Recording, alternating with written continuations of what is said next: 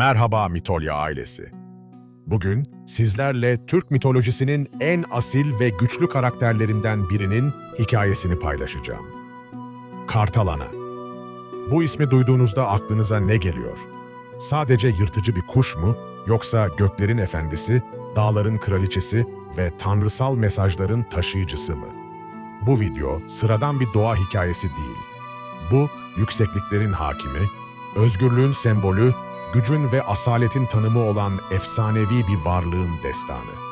Kartal Ana'nın hikayesi, liderliğin gerçek anlamı, koruyuculuğun sorumluluğu ve doğal hiyerarşinin önemi hakkında derin öğretiler içerir. Kartal Ana, Türk mitolojisinde benzersiz bir konuma sahip. O, ne sadece bir hayvan ruhu, ne de tamamen insan benzeri bir varlık. Onun doğası, gökyüzüyle yeryüzü arasında köprü kuran, iki alemi birleştiren majestik bir güçtür. Bu efsanevi karakterin en etkileyici yanı, mutlak özgürlüğe sahip olmasına rağmen, büyük sorumluluklar üstlenmesi, yükseklerde yaşamasına rağmen, alçakta olanlara karşı duyarlı olmasıdır.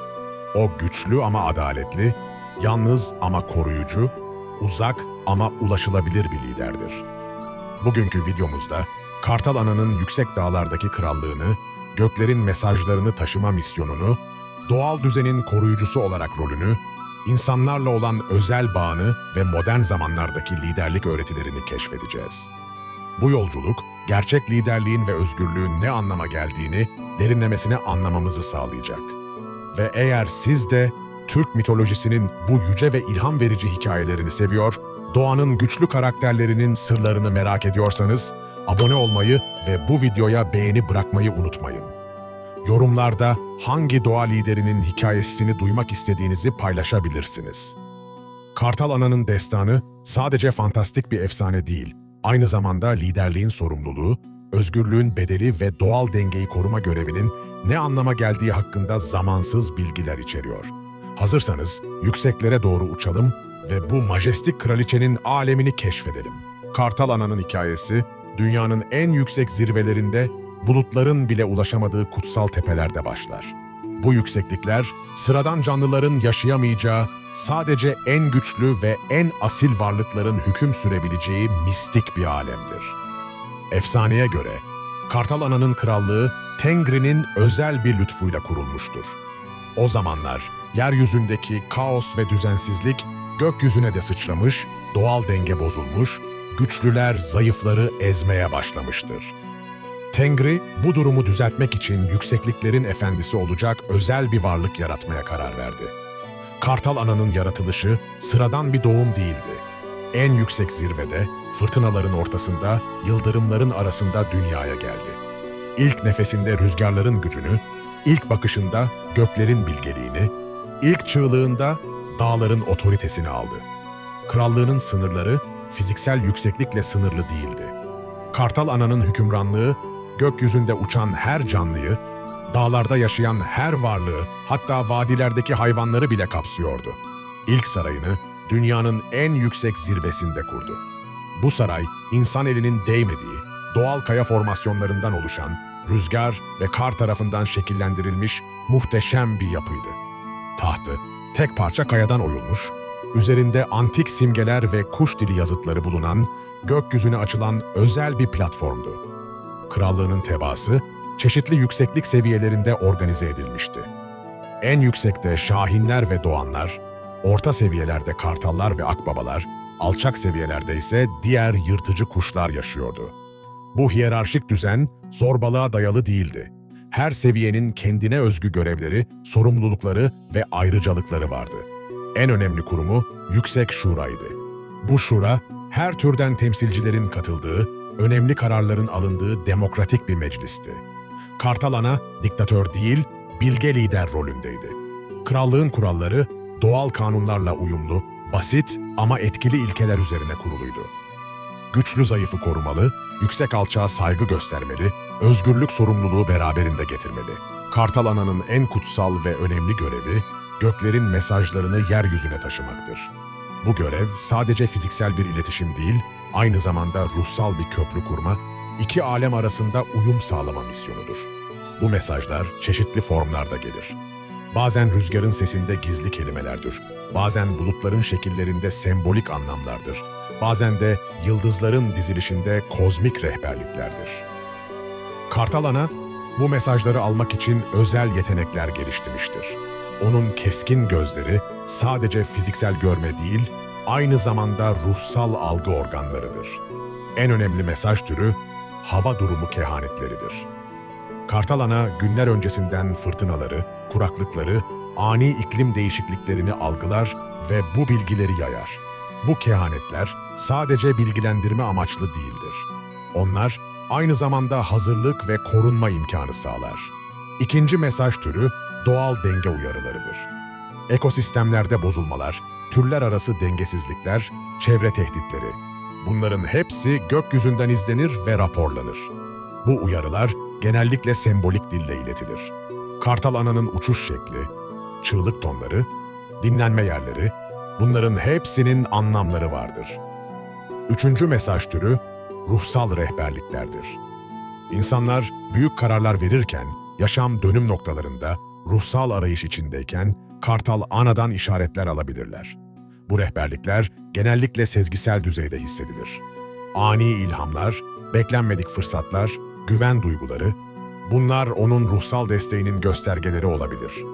Mesaj iletim sistemi, hiyerarşik bir ağ üzerinden işler. Kartal Ana mesajı alır, onu büyük kartallar ve şahinlere iletir, onlar da kendi bölgelerindeki kuşlara dağıtır, sonunda tüm doğa bilgilendirilir. Bu sistem, modern iletişim ağlarından daha hızlı ve güvenilirdir. Çünkü doğal sezgilere dayanır ve teknolojik arızalara maruz kalmaz. En zorlu görevi kötü haberleri iletmektir. Doğal afetler, büyük değişiklikler, kayıplar, bunları bildirmek acı verici ama gereklidir. Bu durumlarda Kartal Ana özel bir empati ve hassasiyet gösterir, mesajları mümkün olduğunca yumuşak ama gerekli ciddiyet ve aciliyeti de koruyarak iletir. Kartal Ana'nın en kritik sorumluluklarından biri, doğal düzenin korunması ve ekolojik dengenin sürdürülmesidir. Bu görev sadece gözlemci olmayı değil, aktif müdahaleyi ve bazen sert tedbirleri de gerektirir. Doğal düzen çok hassas bir denge sistemidir. Bir türün aşırı çoğalması, diğerinin neslinin tükenmesine, bir bölgenin aşırı sömürülmesi, tüm ekosistemin çökmesine yol açabilir.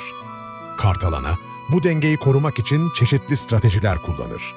İlk stratejisi erken uyarı sistemidir. Dengesizlik belirtilerini fark eder etmez, ilgili tüm tarafları bilgilendirir. Özellikle istilacı türlerle mücadelede kararlı davranır. Doğal dengeyi bozacak, yerli türleri tehdit edecek yabancı unsurları engellemeye çalışır. İnsan faaliyetlerinin doğaya etkisi, onun en büyük endişe kaynaklarından biridir.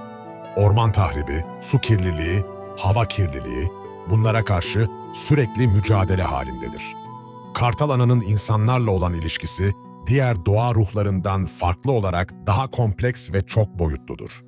O, insanları ne tamamen dost ne de tamamen düşman olarak görür. Onları potansiyel ortaklar olarak değerlendirir. İlk karşılaşmalar, antik Türk kavimlerinin dağlarda göçebe yaşadığı dönemlerde gerçekleşti. O zamanlar insanlar doğayla daha uyumlu, çevreye daha saygılıydılar. Kartal Ana, bu erken dönemde seçilmiş insanlara özel rehberlik sağladı. Kabile liderleri, şamanlar, avcılar, bunlar onun özel ilgisini çeken insan türleriydi. Liderlik konusunda özel eğitim verirdi. Gerçek liderin nasıl olması gerektiği, otoritenin sorumluluğu, gücün doğru kullanımı, bunları pratik örneklerle öğretirdi.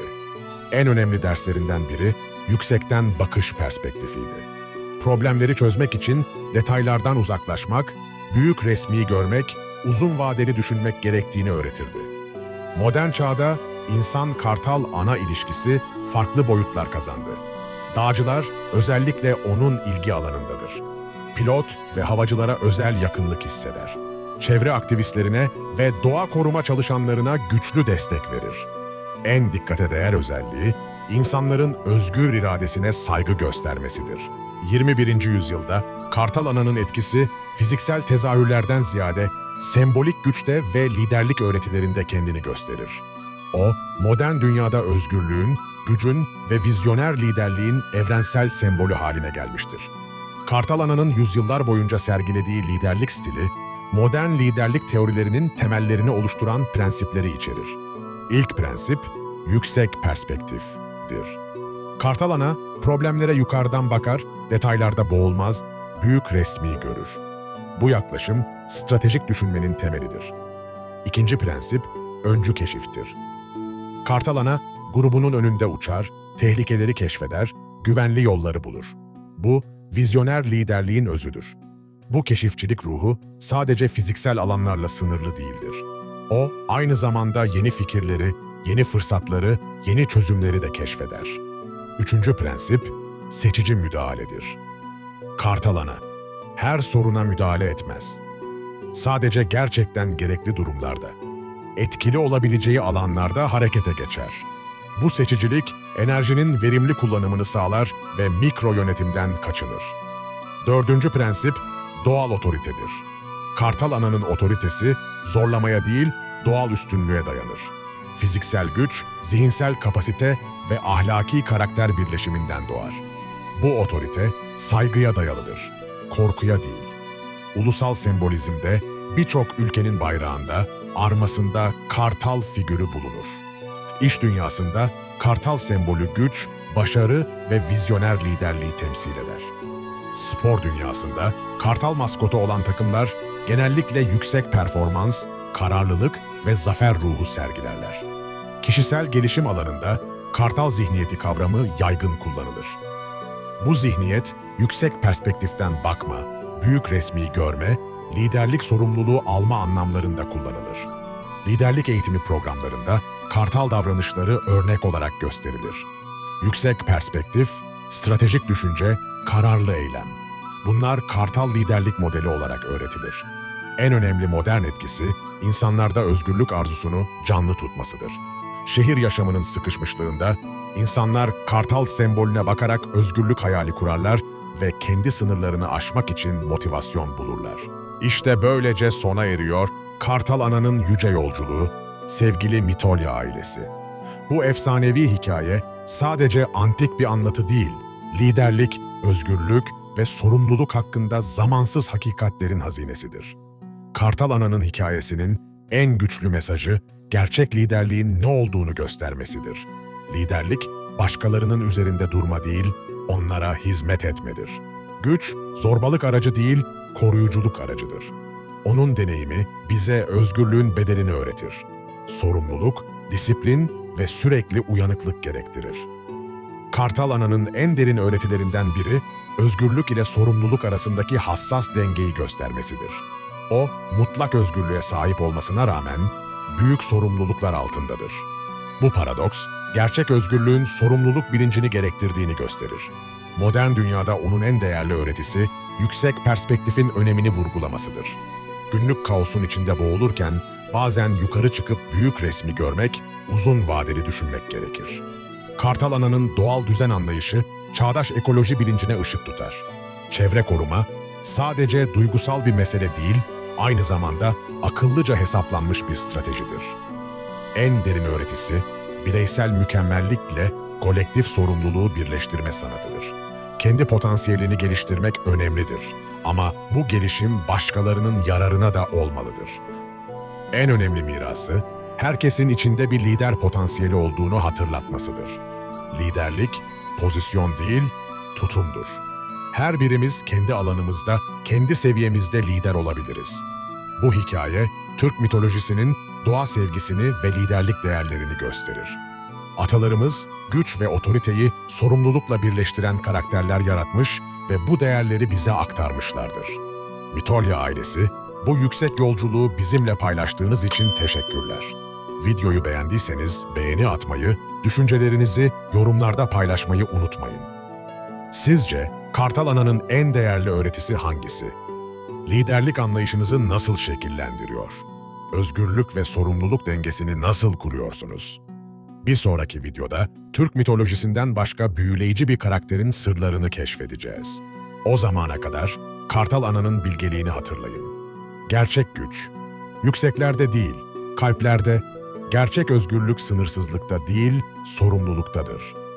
Unutmayın, Her birimizin içinde yükselme potansiyeli var. Hayallerinizi yüksek tutun, perspektifinizi geniş yapın ve Kartal Ana'nın ruhunu içinizde hissedin. Hoşça kalın ve yüksek maceralarda görüşmek üzere.